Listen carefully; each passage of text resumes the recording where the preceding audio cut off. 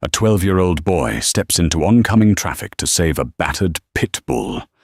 He didn't know the dog belonged to the president of a notorious Hells Angels chapter. What started as a desperate rescue turned into a dangerous debt of honor, triggering a chain of events that would alter both their lives forever. The San Bernardino sun was unforgiving, baking the cracked asphalt of Route 66 until the air above it shimmered like water. 12-year-old Leo Foster sat on the curb outside the Rusty Spoon, kicking at loose gravel. His mother, Sarah, was inside pulling her second double shift of the week.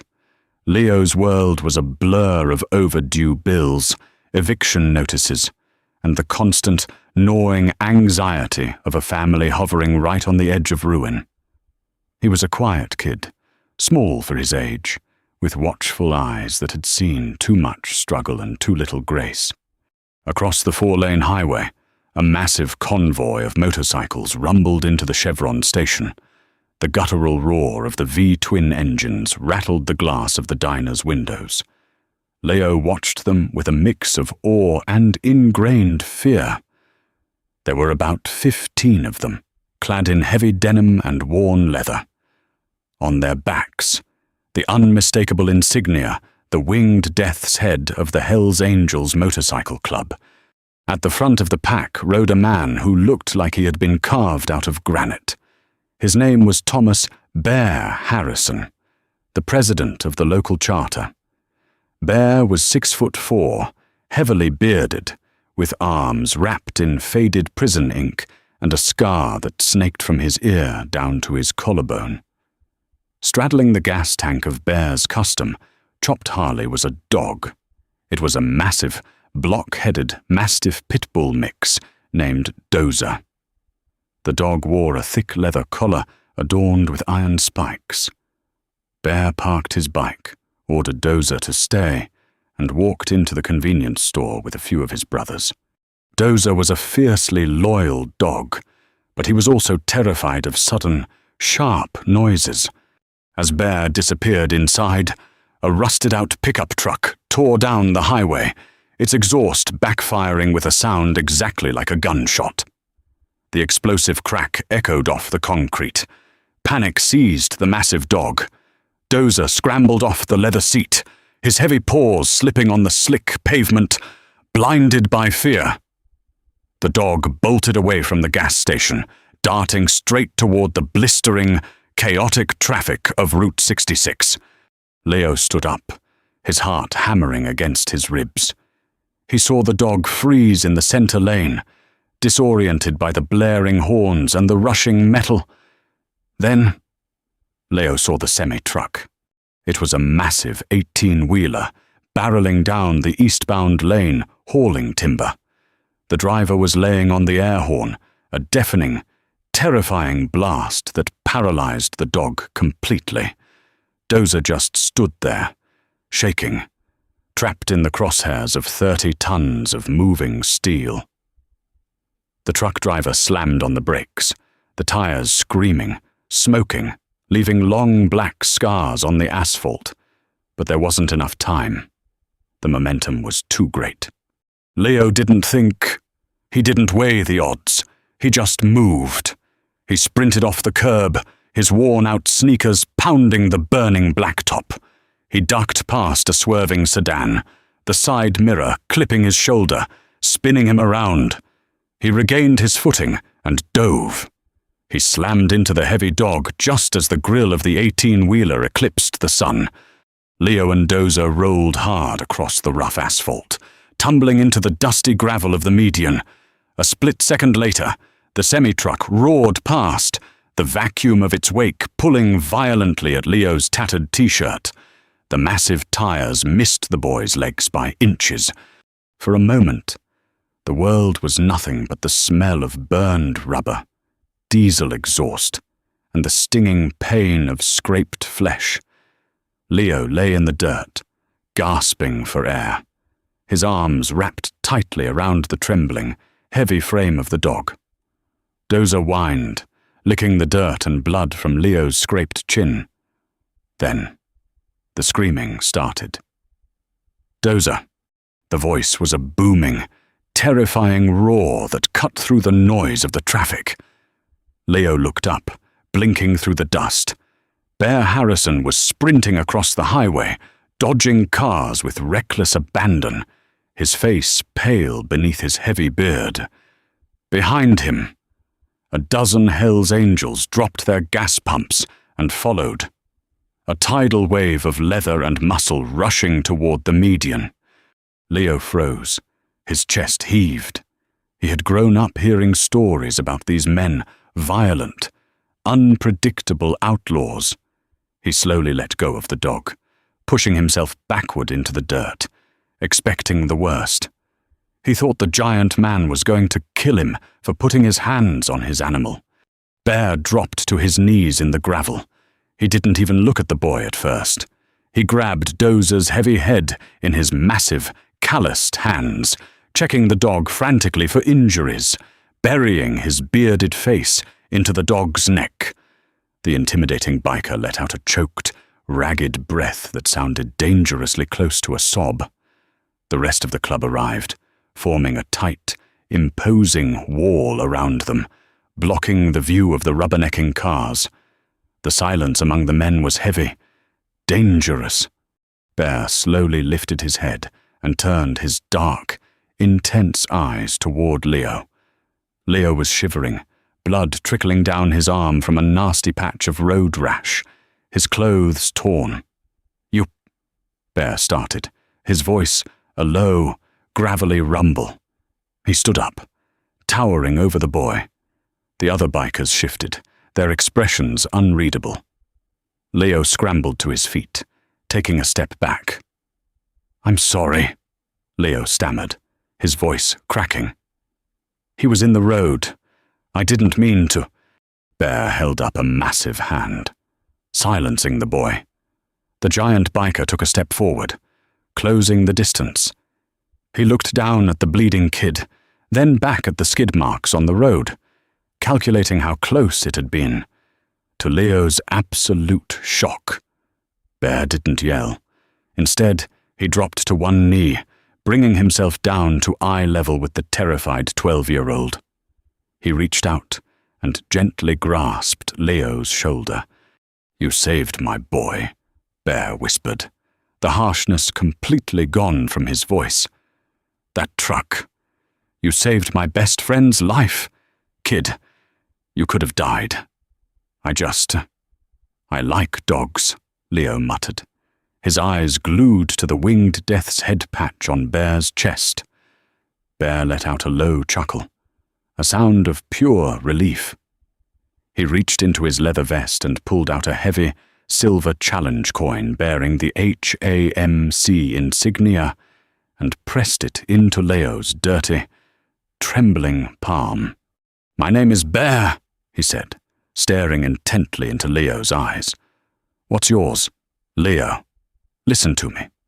Leo, you bleed for my family. You become my family. You understand this club owes you a debt, a life for a life. You ever need anything, you show that coin to anyone wearing this patch." Before Leo could process the magnitude of what had just happened, Sarah burst through the crowd of bikers, screaming her son's name. She was terrified, yanking Leo away from the giant men. Bear stood up, his intimidating aura instantly returning. He tipped his head respectfully to Sarah, whistled for Dozer, and walked back across the highway. Leo watched them ride off, the silver coin burning a hole in his pocket. He thought it was the end of a crazy afternoon. He had no idea it was the beginning of a war. Life in the Foster household didn't leave room for fairy tales or superhero moments.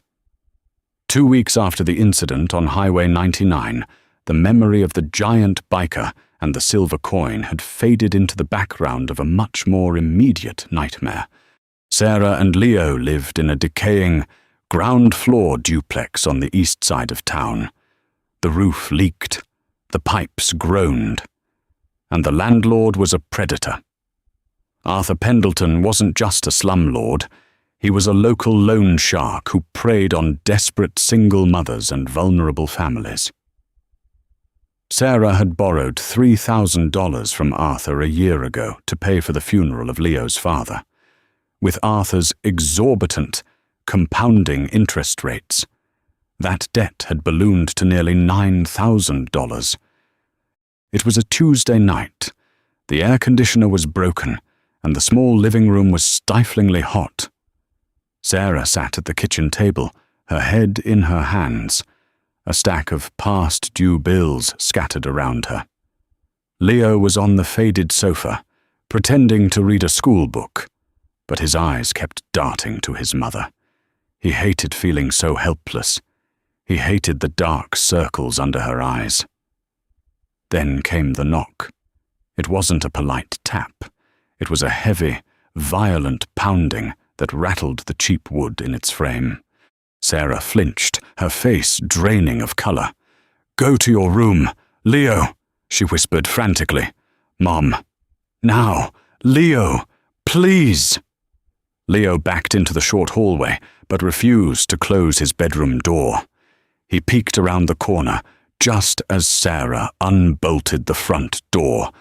Arthur Pendleton stood on the porch. He was a thick, greasy man in his late 40s, wearing a sweat-stained dress shirt tight over a protruding gut. He smelled of cheap cigars and stale beer. He didn't wait for an invitation. He pushed his way into the living room, forcing Sarah to stumble backward. "We have a problem, Sarah," Arthur sneered, his eyes scanning the meager apartment with disgust. "You missed your payment. Again." "Arthur, please," Sarah pleaded, her voice trembling. "My hours got cut at the diner. I have $400. I can give you that right now, and I'll have the rest by Friday. I promise." Arthur laughed, a dry, cruel sound. He walked over to the kitchen table and picked up a framed photograph of Leo's late father, examining it mockingly. $400 doesn't even cover this week's interest. Sarah, you're bleeding me dry. I'm a businessman, not a charity. I just need a few more days." Arthur slammed the picture frame down on the table, shattering the glass. Sarah screamed, jumping back. "You're out of days," Arthur roared, dropping the facade of the polite businessman.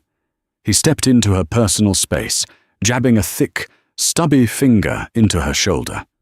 "You owe me $9,000. You're going to pack your trash, and you and that brat are going to be out of my property by tomorrow morning, or I'll have my boys come down here and throw your crap into the street, and we'll see what else you can do to pay off that debt."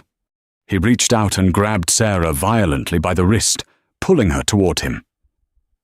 "Do we understand each other?" In the hallway, Leo felt a surge of blind rage. He dropped his book and sprinted into the living room, throwing his small weight against Arthur's side. "Leave my mom alone," Leo screamed, swinging his fists. Arthur grunted in surprise, taking a half step back. He looked down at the boy with pure malice. "You little punk," Arthur hissed. He raised his heavy hand to strike the 12-year-old. Sarah shrieked, diving in front of her son, but the blow never landed. Kriak! The front door, which Arthur had left ajar, swung open violently, slamming against the drywall. The heavy, thudding sound of steel-toed boots echoed on the linoleum. The temperature in the room seemed to drop 10 degrees. Arthur froze, his hand still raised in the air. He slowly turned around.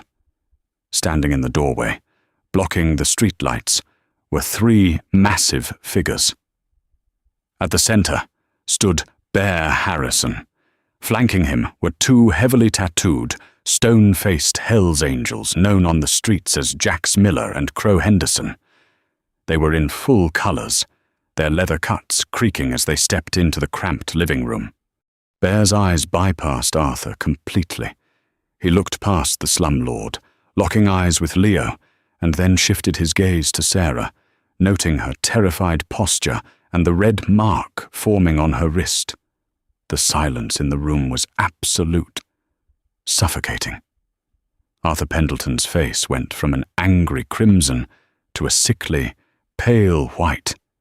He swallowed hard, his throat clicking. "Can I help you, boys?"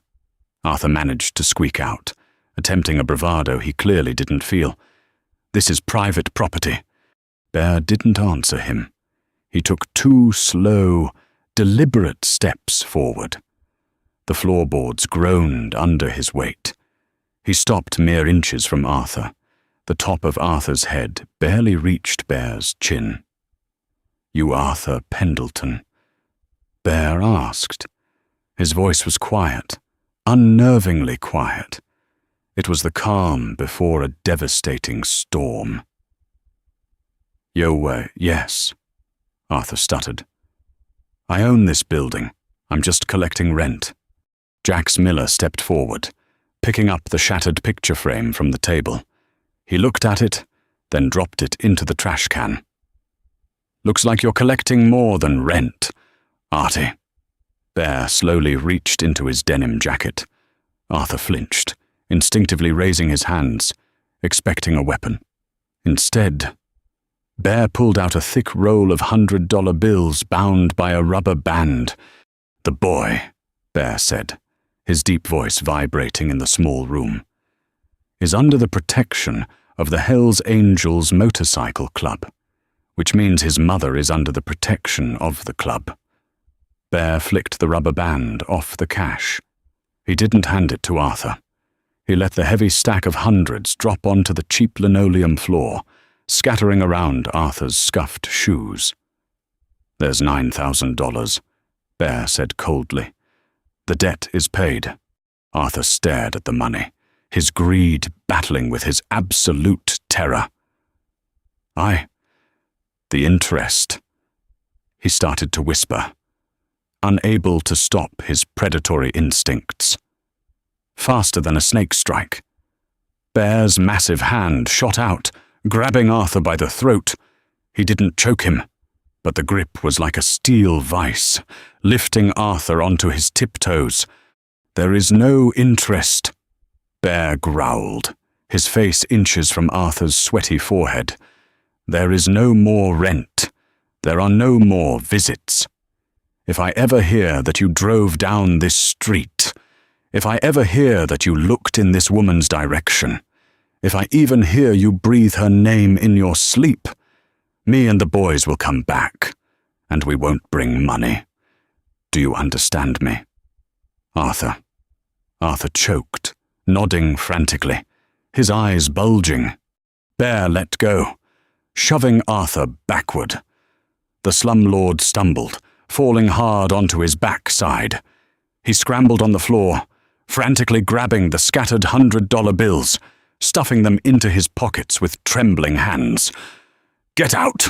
Crow Henderson barked, stepping aside to clear the doorway. Arthur didn't need to be told twice. He scrambled to his feet and practically sprinted out the door, tripping over the porch step in his haste to escape the terrifying presence of the bikers. The sound of his car tires squealing down the block echoed in the night. In the living room, the heavy tension slowly evaporated. Bear turned back to Sarah, his entire demeanor softening. He took off his sunglasses and offered her a surprisingly gentle, apologetic look. "Ma'am," Bear said, his voice respectful. "I apologize for the intrusion, and for the mess. We had some boys keeping an eye on the neighborhood to make sure Leo was all right. They saw that piece of garbage force his way in." Sarah was shaking, her mind unable to process the whiplash of the last 5 minutes. You just paid him $9,000. I can't pay you back. I don't have—" "Stop," Bear interrupted softly. "You don't owe us a dime. Your son stepped in front of 30 tons of steel to save my dog. He gave me my family back." Bear looked down at Leo, a small, proud smile touching his bearded face. "I told him we owed him a debt, The angels pay their debts. Bear reached out and ruffled Leo's hair, treating the boy not like a kid, but like an equal. You did good tonight, kid. Standing up to him like that. Before Sarah could formulate a response, Bear tipped an imaginary hat to her. Have a good night, Mrs. Foster. You won't be bothered again. The three massive men turned and walked out the door, disappearing into the night as quietly as they had arrived. Leo stood in the hallway, staring at the empty doorway, the silver challenge coin heavy in his pocket. He had saved a dog, but he was beginning to realize that the men who rode with the death's head patched on their backs had just saved him. But as the roar of the motorcycles faded into the distance, Sarah pulled Leo into a tight, desperate hug. She wasn't just relieved. She was terrified, because she knew something her 12-year-old son didn't. When you owe your life to outlaws, the bill always comes due. And the real twist of fate hadn't even begun to show its teeth. For a month, the Foster duplex was peaceful. For the first time in his life, Leo didn't wake up to the sound of his mother crying over the calculator. The suffocating weight of Arthur Pendleton's debt had vanished, replaced by a cautious, fragile optimism. But in a city where the streets have eyes, outlaws aren't the only predators lurking in the shadows. It started on a gloomy Thursday afternoon. Sarah was putting away groceries when a heavy knock hammered against the front door. Expecting the mailman, she pulled it open, only to find two men in cheap, off-the-rack suits standing on her porch. The lead man flashed a gold badge. Detective Ray Caldwell, San Bernardino PD. We need to step inside. Mrs. Foster. Caldwell didn't wait for permission. He brushed past her, his partner closing the door behind them. Caldwell had cold, dead eyes, and the smug arrogance of a man who enjoyed cornering his prey. He paced the small living room, taking in the cheap furniture before turning a hard stare on Sarah. Arthur Pendleton came to us with an interesting story, Caldwell began, his voice dripping with false sympathy. He checked into the ER 3 weeks ago with severe bruising and a stress-induced heart palpitation. He claims you hired Thomas Bear, Harrison, and the Hells Angels to extort him, threaten his life, and rob him of $9,000. That's a lie, Sarah gasped, her blood running cold. Arthur was extorting us. He was going to throw us out on the street. Bear. Mister. Harrison just paid my debt. He didn't rob anyone. Caldwell smiled, but it didn't reach his eyes. That's a touching narrative, unfortunately. Bear Harrison is the target of a 3-year federal racketeering probe. And right now, Mrs. Foster. You look like an accomplice to armed robbery and gang affiliation.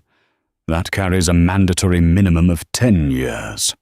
Sarah stumbled back, gripping the edge of the kitchen counter to keep from collapsing. I haven't done anything wrong. You can't take me away from my son. I don't want to, Caldwell said, leaning in close. I want Harrison. So, here's the deal. We know Harrison checks in on you.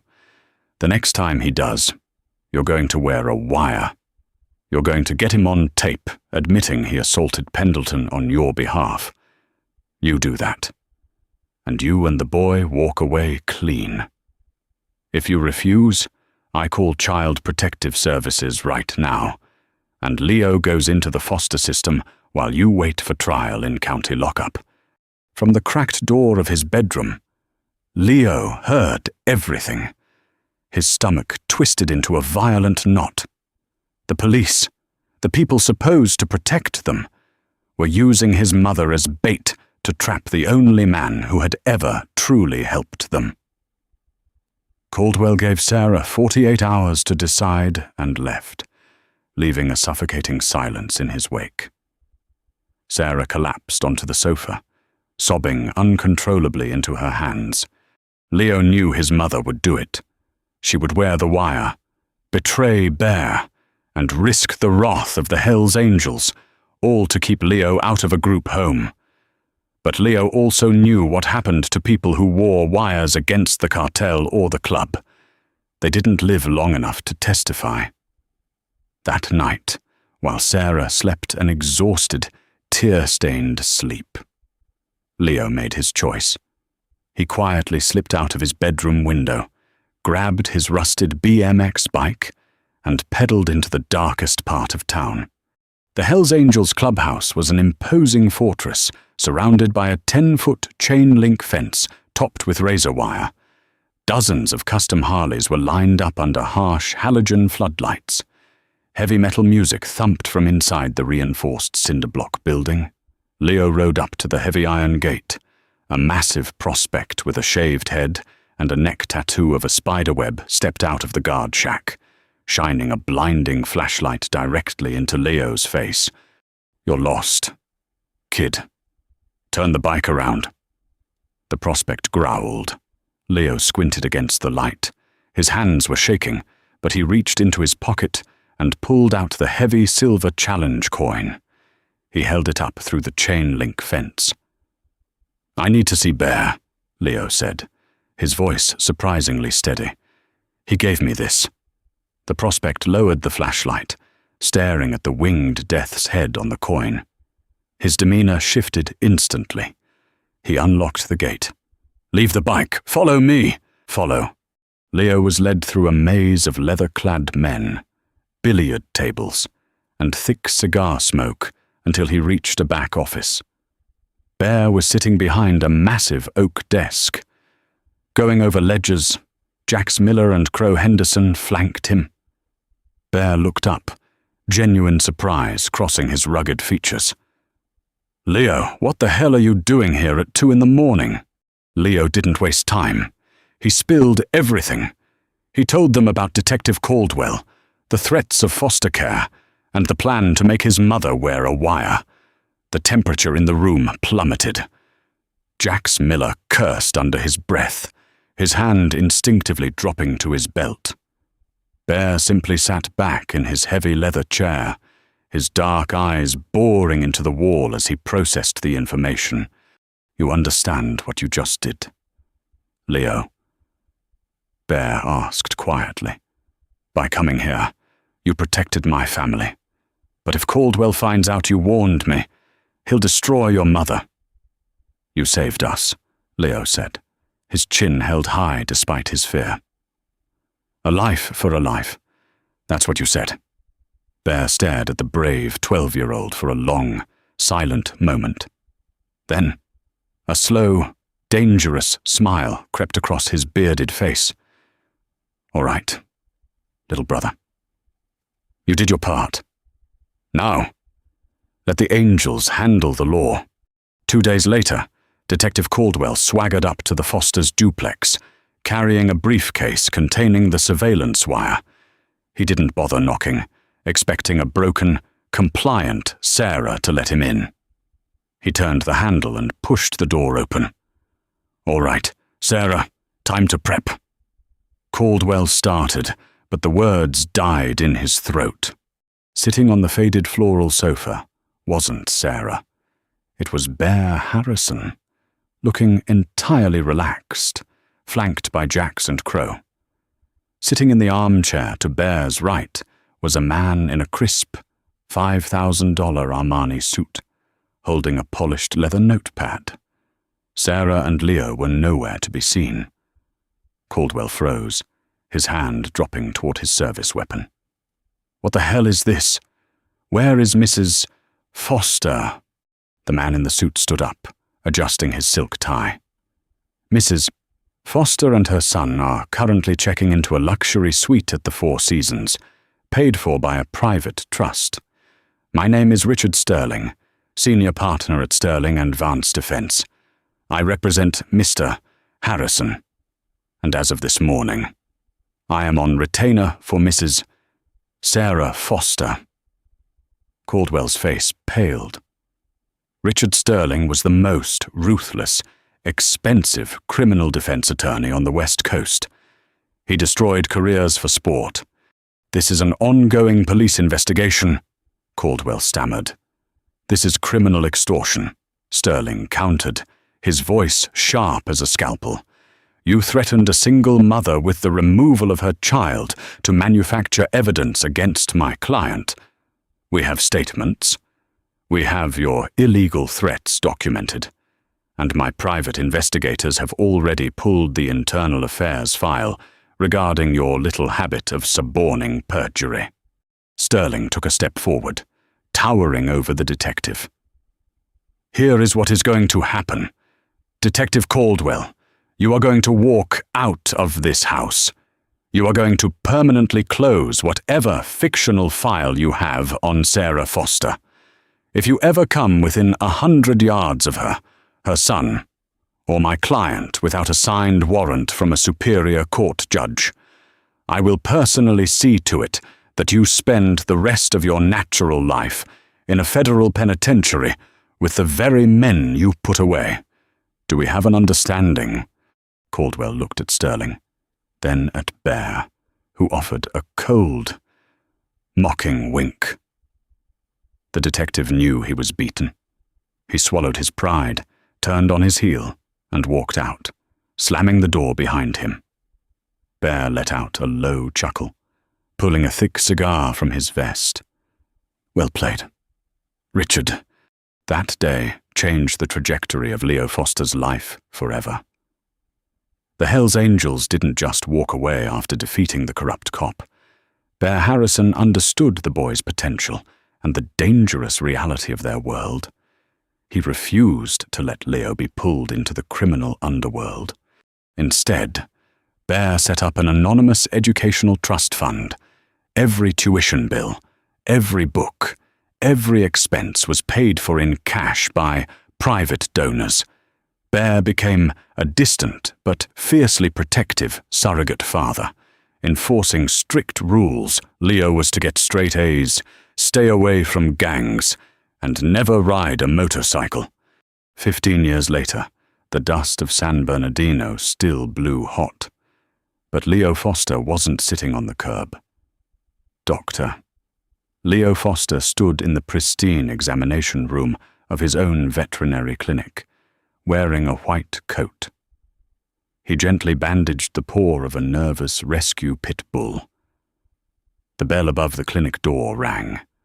The massive, intimidating figure of Bear Harrison, now entirely grey-bearded, but no less imposing, walked in.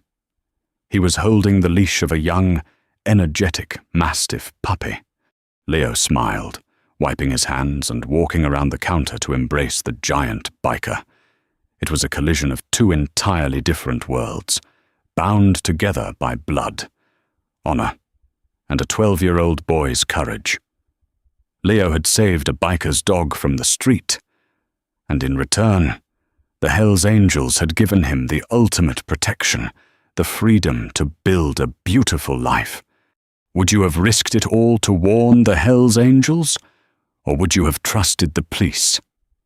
Leo's incredible choice proves that sometimes the most dangerous people hold the strongest codes of honor. If this story of loyalty and redemption kept you on the edge of your seat, hit that like button, share it with your friends, and subscribe to our channel for more unbelievable real-life stories.